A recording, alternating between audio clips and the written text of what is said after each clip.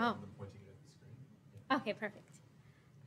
So today I'll be presenting the final study of my PhD, my PhD has focused on premature mortality in people with severe mental disorders, and this study is looking specifically at people with schizophrenia.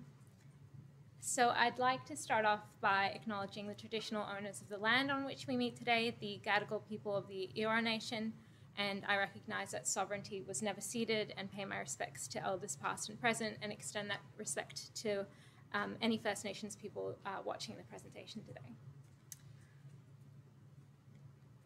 So to start off just with a brief bit of background, it's well established that people with schizophrenia die significantly earlier than the general population, and most of these deaths are due to potentially preventable physical diseases.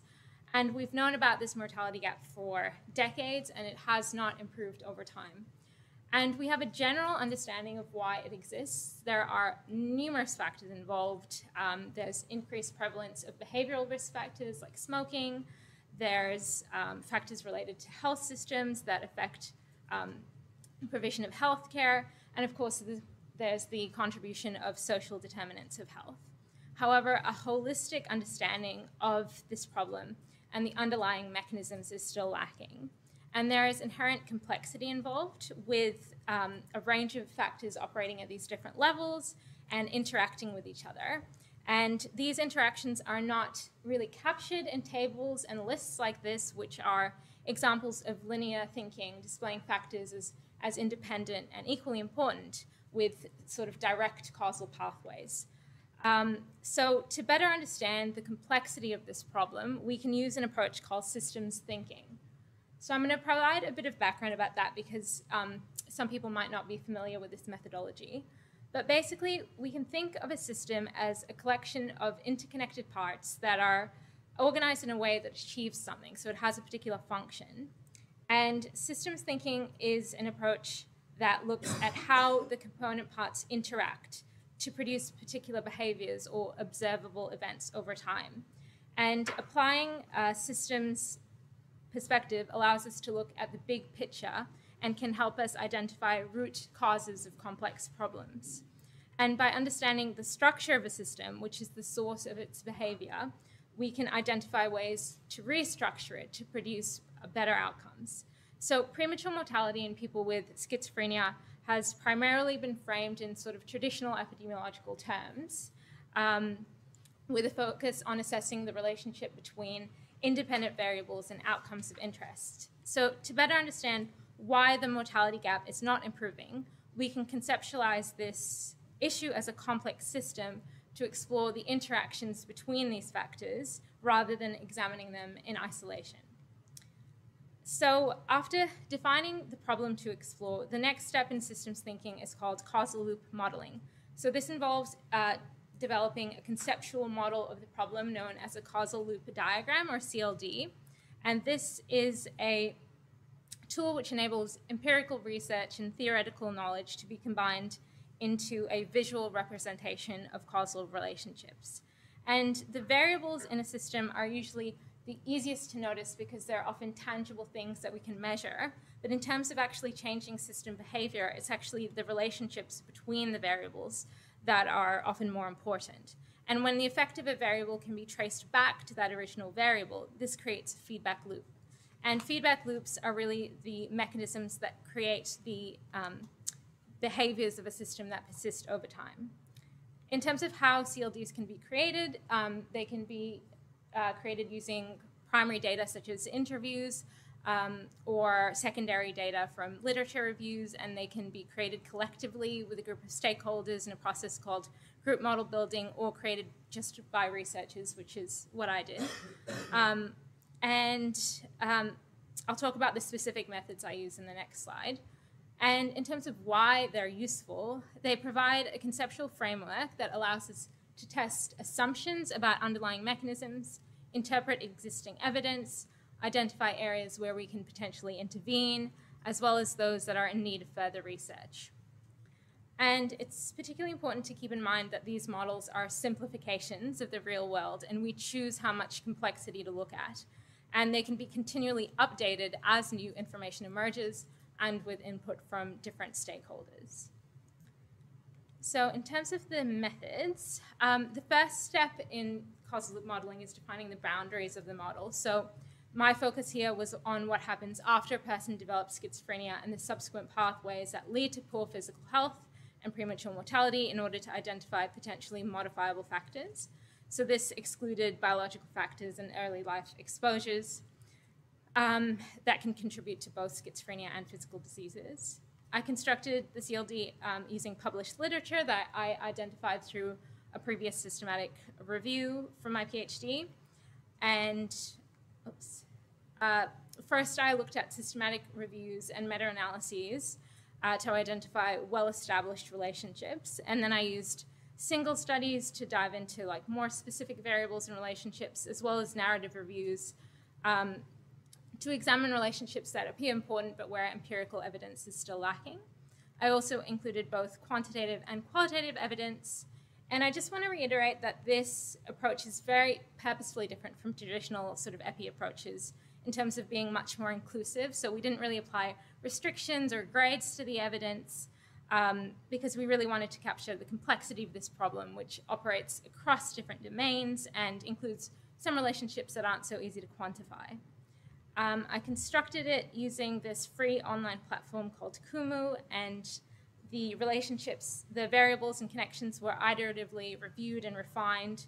And in the process of trying to identify those feedback loops, we did add in some hypothetical connections, which again reflect areas that would need further research.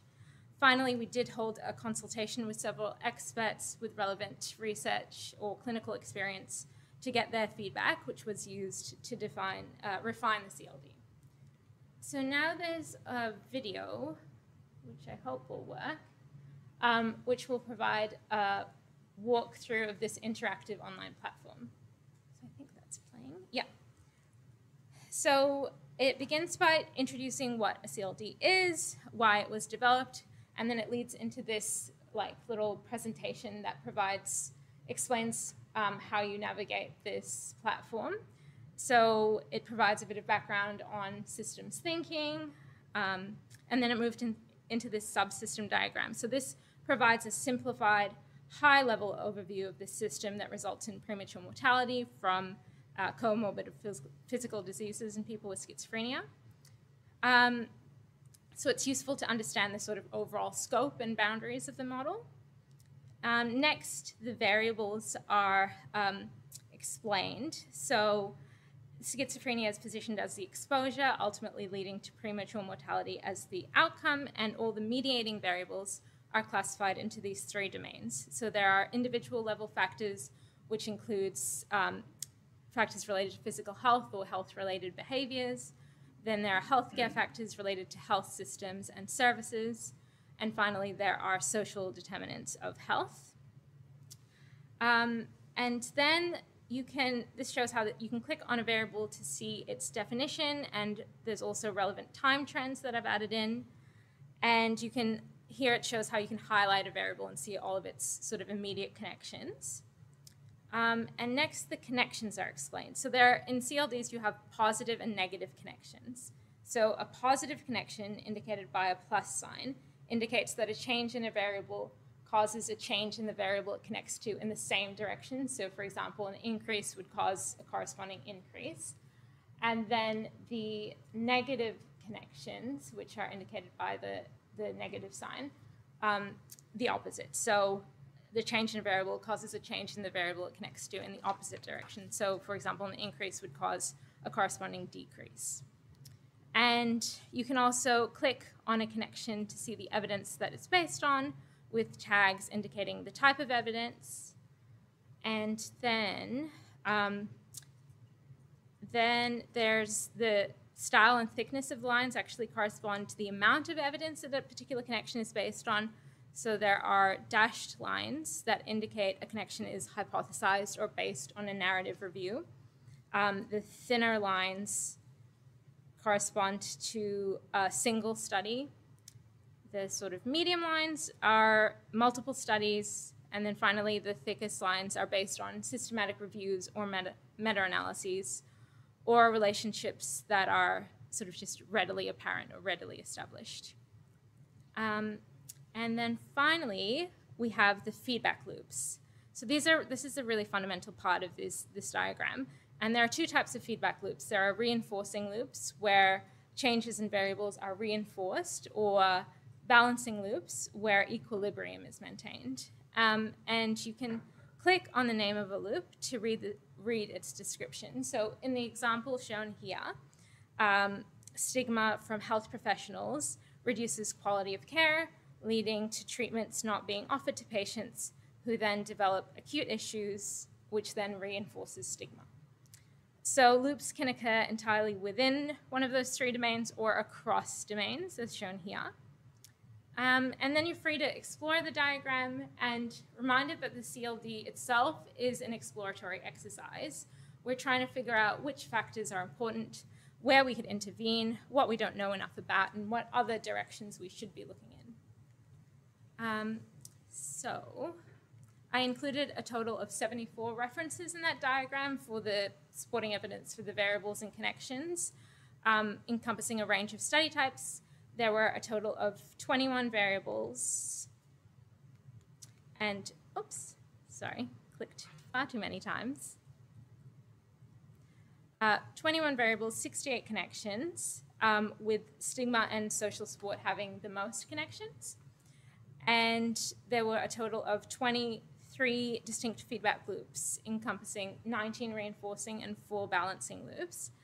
And the majority of these operated across domains, as well as 5 entirely within the social domain, 2 within the individual, and 1 within the healthcare domain. And unemployment was involved in the greatest number of loops. So I'm not going to go through each feedback loop. That would be too time-consuming. So I'm just going to discuss the main sort of themes that I found. So one of the main findings was really the importance of social determinants of health. In particular, the feedback loops demonstrated the interconnected nature of social determinants and how they reinforce each other, making it difficult for someone experiencing social disadvantage to improve their circumstances without external changes, that is, shifts in public policy and social norms. We also only found 2 individual level loops. The rest involved healthcare or social domains. And this is important because the onus is often put on the individual, particularly in terms of health behaviors. So this model really demonstrates how we can't ignore a person's experiences in the health system and the social context in which they live. Another interesting finding was about metabolic abnormalities. So metabolic abnormalities from antipsychotics are frequently pointed to as a contributing factor for premature mortality, but that kind of contrasts with the fact that overall antipsychotics are protective of mortality. And this CLD showed that metabolic abnormalities didn't play a major role in the system. So of course, they do contribute to the development of physical diseases, but in terms of system behavior, the main contribution was actually reducing medication adherence. So addressing these side effects or effects would therefore not only reduce the risk of comorbidities, it would actually increase medication adherence, and then obviously the protective effects of antipsychotics. Another finding was that stigma really had a central role in the healthcare system, really demonstrating the importance of relationships between health professionals and people with mental disorders. I'll discuss a few of the implications in the next slide. A few strengths and limitations. So one of the strengths of systems thinking is the ability to incorporate different types of evidence. So research in this topic has really been dominated by quantitative studies and a lot of perspectives from psychiatrists. And in this CLD, we incorporated qualitative evidence, including studies looking at the lived experience of patients, which is often overlooked in this space. And as I mentioned earlier, the CLD can be continually revised and even contextualized to specific countries and health systems, and with input from different stakeholders as well. In terms of some limitations, I did use some studies that looked at different types of severe mental disorders together, and some disorders have different magnitudes of association with particular risk factors, for example. I also used some cross-sectional studies which are not able to show the direction of causality. So further evidence would be needed to substantiate those associations. And there were some of those connections that were hypothesized or based on narrative reviews. So again, this is only suggestive of causal relationships and points towards research gaps with empirical studies needed to verify these. In terms of future research, the next phase in the systems thinking methodology is dynamic modeling. So this involves developing a quantitative simulation model where you can collect detailed data to set values for the particular variables and relationships, and then you can use this to simulate the impact of different policies and interventions over time. And we really also need more empirical research on social determinants, as a lot of the connections related to those factors were based on either single studies or narrative reviews. Finally, in terms of the implications and significance of this model, one of, as I said, stigma was a major factor, so it's really important to be improving the relationships between health professionals and people with severe mental disorders. So this could be facilitated through shared decision-making and person-centered care, which can help build trust and make patients feel respected and empowered to take care of their own physical health. And this can lead to better self-management, which can help prevent diseases, as well as better continuity of care. So instead of, for example, visiting a GP for severe concerns, regular monitoring would be able to detect risk factors and diseases early. And of course, these are principles that are already reflected in the Equally Well consensus statement. And we do, of course, need to look beyond actions centered in the healthcare system, because one of the key findings was around the importance of social determinants.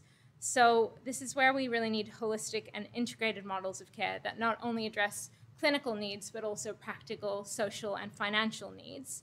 So in the UK, there's a mental health charity called Rethink Mental Illness, and they released this really excellent report on community care.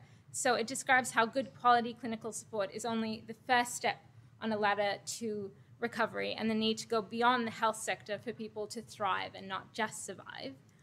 Of course, if we were to implement a comprehensive model of community care like this, we still need to look at the broader policy context.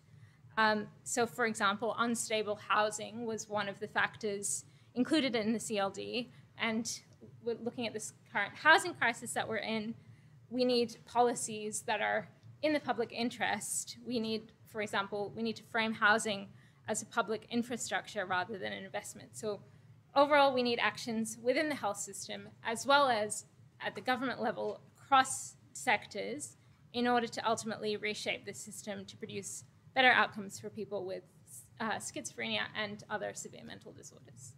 So I'm not sure if I have much time for questions. Maybe time for one quick question.